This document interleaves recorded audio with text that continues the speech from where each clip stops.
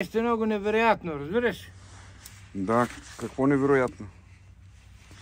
От животинската мисъл или се самоубива, че не може да го разсява, разбираш? Може и това да е, да. Защото не може да разсява лявата страна и не знае как да го бие, разбираш? Да. Получава въпросите, мозъка няма отговор на въпроса, разбираш? Да. Не може да го разбира. Той разбира въпроса, но не знае как да го отговори, защото не може да уросява този мозъчен център, разбираш? Не може да го разсява, не. Да.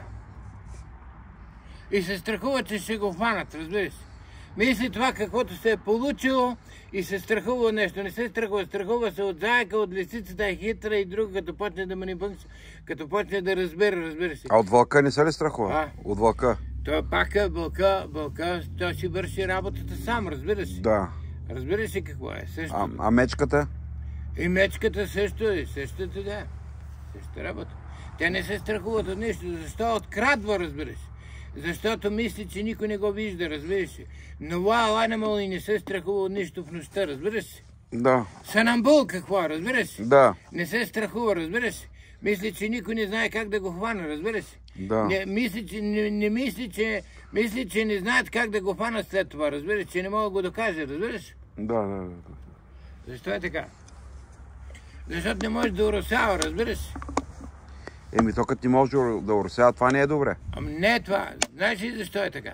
Като сложи ума и той почва да получава ум и да прави нещо, разбираш се? Да. И попа разбере, като се получи много ум, ще направи и ще стане богат, попа разрушава ума по това време, разбираш се? Да. За да не отиде в Виетнам да умре, разбираш се?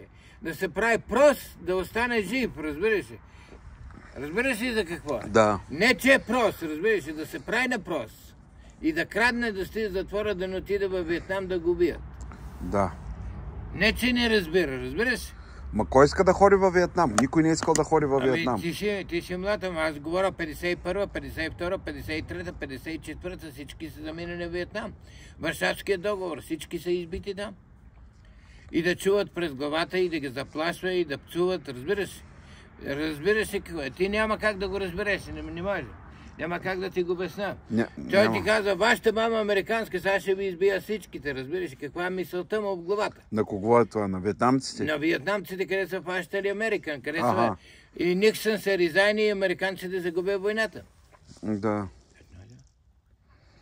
Защото се събират много. Те са руски генерали, само всичко е от Варшавския договор. Чехи, поляци, унгарци, румънци и унгарци.